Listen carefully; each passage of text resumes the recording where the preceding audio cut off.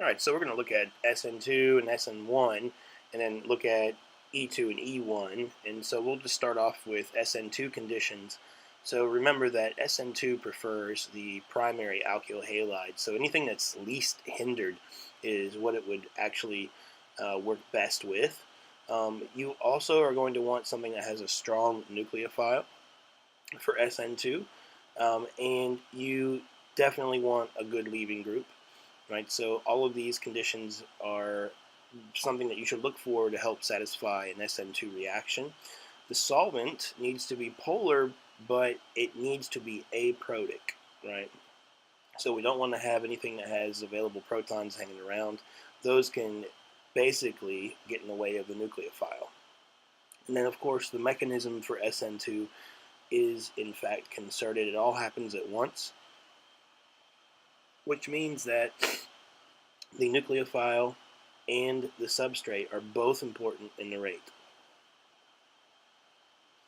So the rate has to take into account both the substrate and the nucleophile. So what about that nucleophile? If we want to look at some perhaps examples here of some good nucleophiles, and there is a difference. Remember that nucleophilicity roughly follows basicity, but at some point we want to get away from the basicity portion of it, and we want to look at what's a better nucleophile than base. And so, of course, conjugate bases of strong acids like I minus, Br minus, right? Those are good nucleophiles. Those are bad bases, right? So they prefer to do substitution reactions. Things like Cn minus is a good nucleophile. It's not as basic. And then, of course, things like acetates that you're going to see here, right? The conjugate base of acetic acid, something like that, that is a better nucleophile than it is base.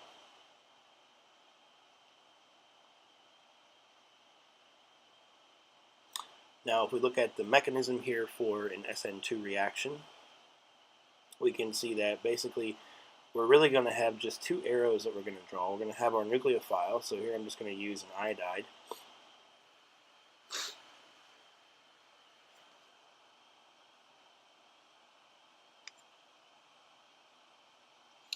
And here we have another alkyl halide. And so for our mechanism here, we're just going to have the electron density from the nucleophile going to go and attack the partial positive carbon and kick out the bromine. And so here we have a good leaving group, a strong nucleophile, so also primary. There's no solvent indicated, but these would seem to fit SN2 conditions quite well.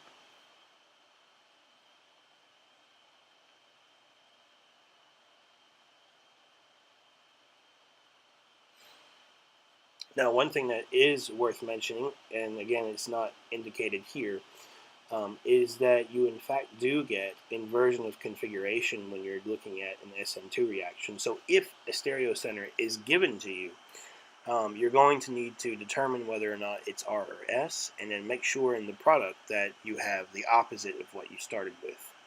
Right? Because remember that we do in fact have this inversion of configuration.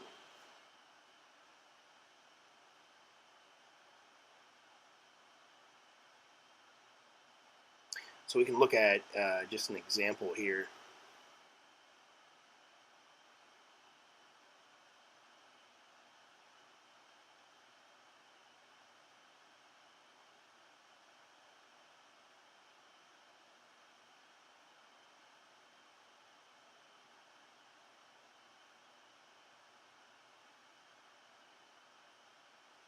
So now what we're going to want to do is notice that we in fact have a secondary carbon, our alkyl halide here, and we're going to need to determine R and S because it's given to us this way. So we make our rankings like so.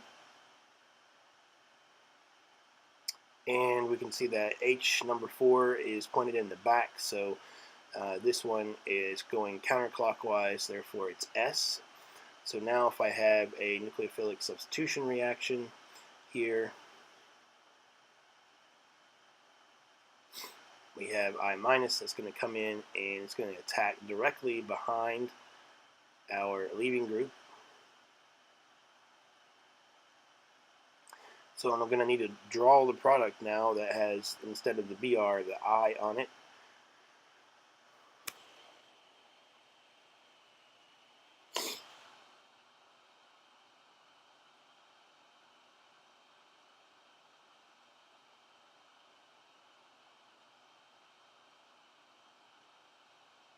And what I need to do, though, is when I draw this, I need to make sure that that I'm drawing it in the opposite configuration. So this one will need to be R. And so if I look at my rankings again, you can see there that I have 1 for the iodide, 2 for ethyl, 3 for methyl, right? And of course 4 for H, and I'm going clockwise in this case.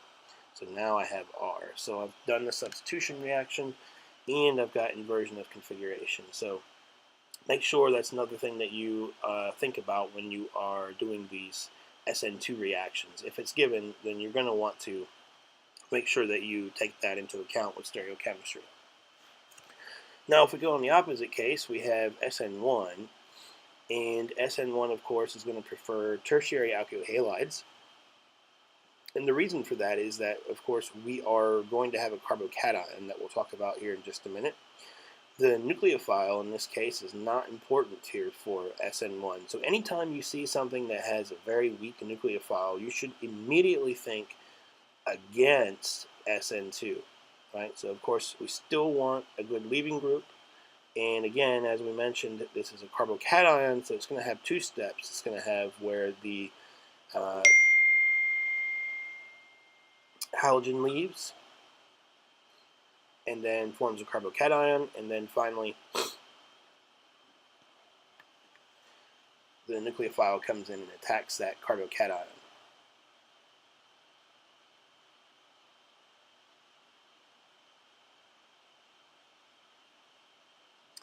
One thing to notice about stereochemistry with this is that we in fact get a racemic mixture.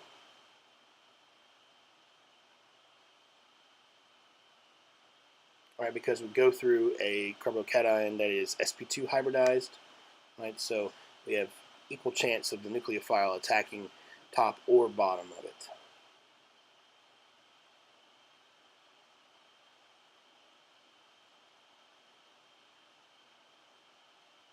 So we can look at the mechanism here. Of course, we're going to see that we have carbocation formation.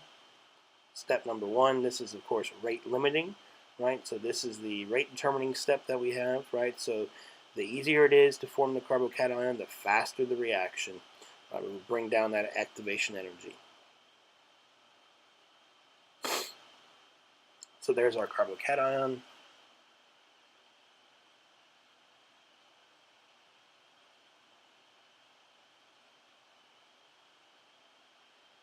And typically your nucleophile for these is going to be something that's a solvent. So commonly it's going to be like water or an alcohol of some sort, right? Those are going to be your nucleophiles that you'll see. So oftentimes you'll just see, in a sense, a solvent listed over or under the reaction arrow. Basically that's telling you, hey, this is an SN1 reaction here. We don't really have a nucleophile because the nucleophile is not important. What's important is how can you generate the carbocation. So here I'll just use water, and what we can see is that of course we have the electrons that are on the lone pair of oxygen. They're going to come in and they're going to attack the carbonyl, or the carbocation, excuse me, and we're going to form our second intermediate. And basically once you get to that carbocation, these next 2 steps happen very rapidly. And you're going to see that we're going to build up a little bit of acid here as water comes over and picks up the extra proton that's on there to give us our alcohol as the product.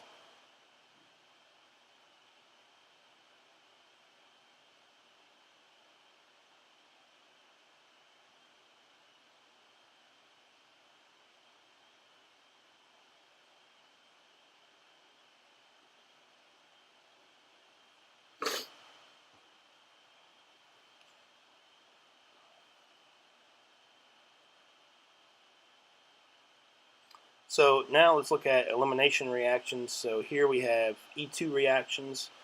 E2 reactions are just like SN2, whereas the rate is equal to basically both the substrate and the base, so both are involved and both are important. Here notice that we're looking at a base and not a nucleophile. However, these can compete with SN2 reactions, and so you want to use something that's more basic to sort of expedite this process. So competition happens typically when you have the issue is when you have secondary and primary substrates. So we can do a very bulky but strong base that can hinder substitution, right? So putting more bulk in there stops that. And this can lead to elimination reactions. Tertiary substrates are actually best if you think about it. It prevents the substitution, right, and goes more towards elimination. There is a geometry requirement, right? So we need to have this anti-coplanar or anti-periplanar geometry where the leaving group and the hydrogen that's being abstracted are in the same plane but pointed opposite from each other. That's different than what you see here, which is syn-coplanar, which doesn't work for SN2 or E2, excuse me. So you can see an example here where you have the leaving group there and the hydrogen. If you treat this with base, you get no reaction, and the reason is because that hydrogen needs to be moved over to where that methyl group is in order for this reaction to take place.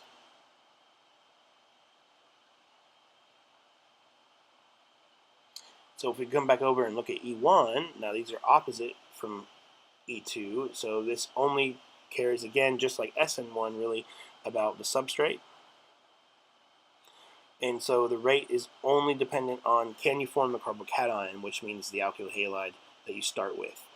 Right? And again, these can compete with SN1 reactions, but we can use heat to help drive the reaction towards elimination, get it away from SN1. So increasing heat gives you more towards elimination. Right? So of course these involve the carbocation intermediate that we already talked about with SN1 reactions. And of course the more stable the carbocation is, the faster the reaction because the lower the activation energy. Right? So again, the first step, forming that carbocation, is rate determining. Now, once you form the carbocation, the nucleophile, or in this case, the base, can come in. The second step is rapid, and it's also exothermic. So let's look at, just briefly here, just the mechanisms here for SN2 and, or E2 and E1. So E2, of course, is concerted. All happens in one step.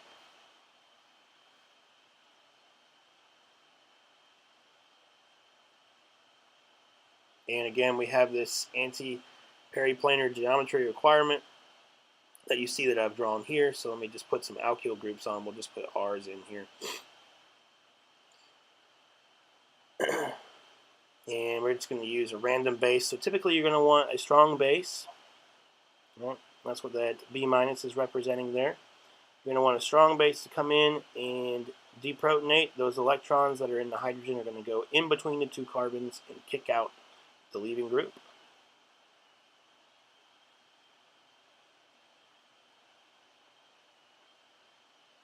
And so here you have your double bond.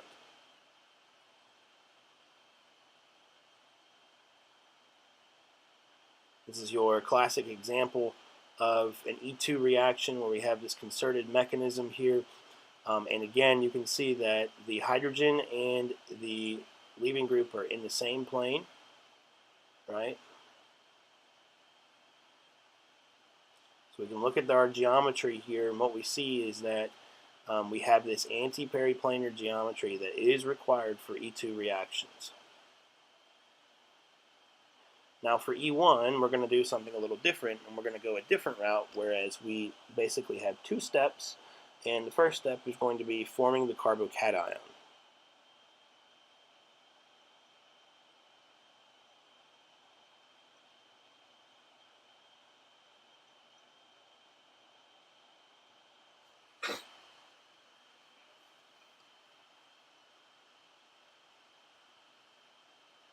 So because we have a carbocation, the tertiary carbocation is the best.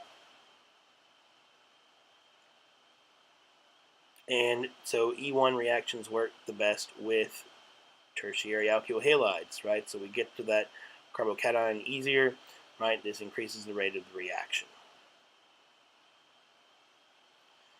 The problem is, in this case, when I look at E1 reactions here, what I see is that whatever the base I'm going to use, and in this case, remember, we're going to use something that's weak, so it's going to typically be like solvent, right? So something like an ethanol, a methanol, a water, these can all do elimination reactions, right?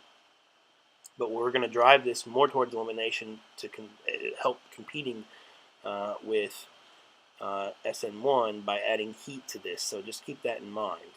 So you see that there's three possibilities here for an elimination reaction to take place, and so the question is, which one do I end up getting, right?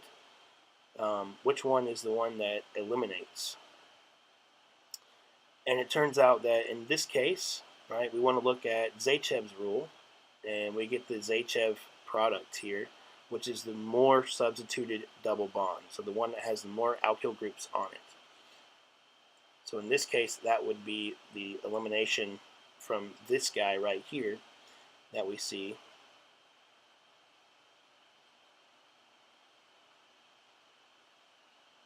And I'm just going to draw a solvent here for now because that's what is going to do this for us. And here we can see that we actually eliminate to get the more highly substituted double bond.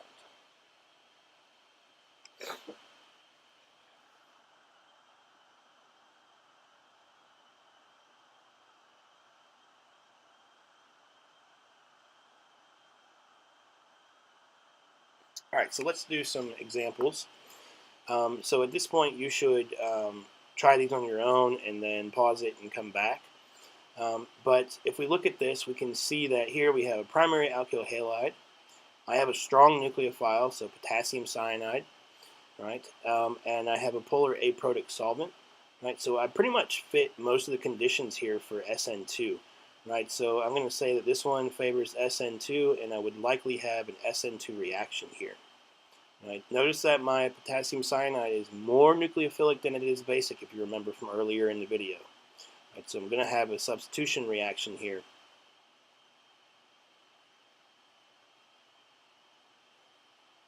To give me the product.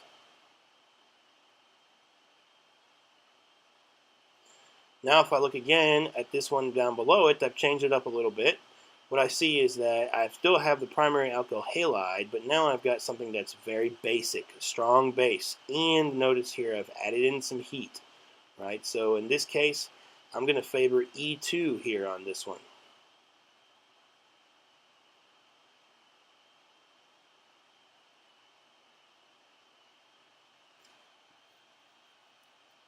So notice just by changing the nucleophile to something that's more basic, this allows me to drive the reaction towards E2. Now, I'm looking at this guy. I have a secondary alkyl halide. I have a weak nucleophile here, right? So I'm thinking in my head, I'm thinking SN1 all the way. I don't see anything else here. There's no heat, so it probably would not have E1. And what I see is that I actually form this carbocation. The question is, can it be more stable? And it can if I do a hydride shift.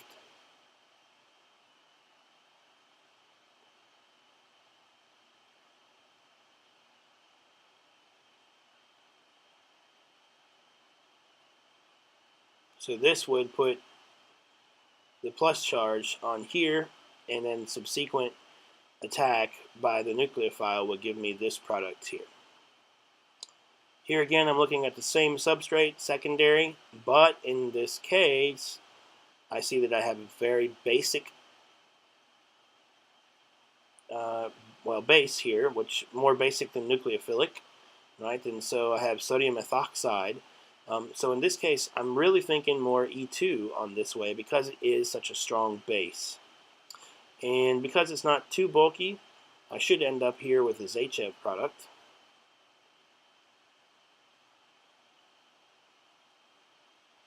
To give me the more highly substituted double bond. Alright, so in this case over here, what I'm seeing is a strong nucleophile secondary alkyl halide.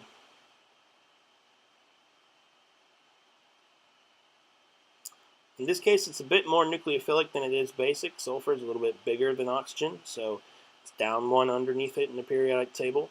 Right here I have HMPA, or hexamethyl phosphoramide, so that's a polar A product solvent, so this is going to favor SN2 here.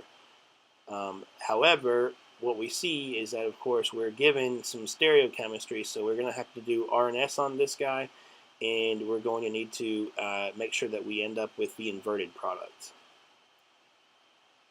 So 4 is going in the back, so it's going clockwise, so this is R, so I need to make sure that my product is going to be S.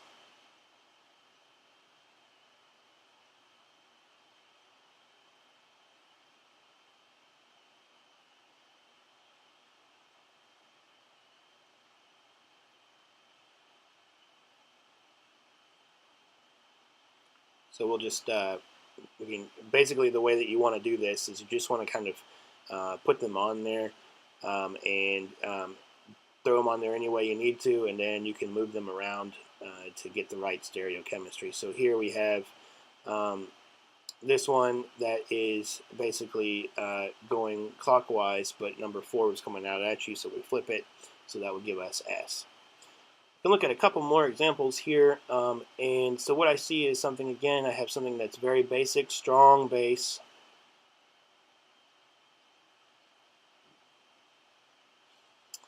And I have a tertiary alkyl halide, so I'm not going to get any substitution here, right? This is going to favor E2, and the base is not too bulky, so I would suspect that I'm going to end up with the Zachev product here.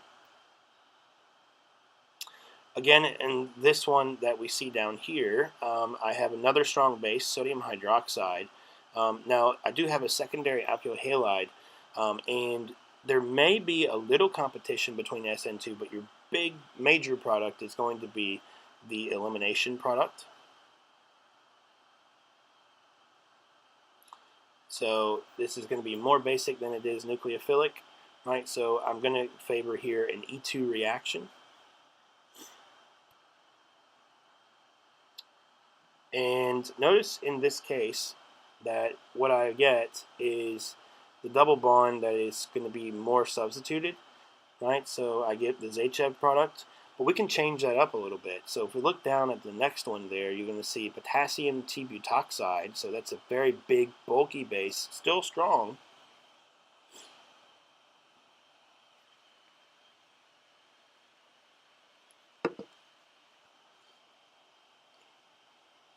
But this one is going to favor here, because of the bulk, it's going to favor the sort of Hoffman product, which is the least substituted double bond, right?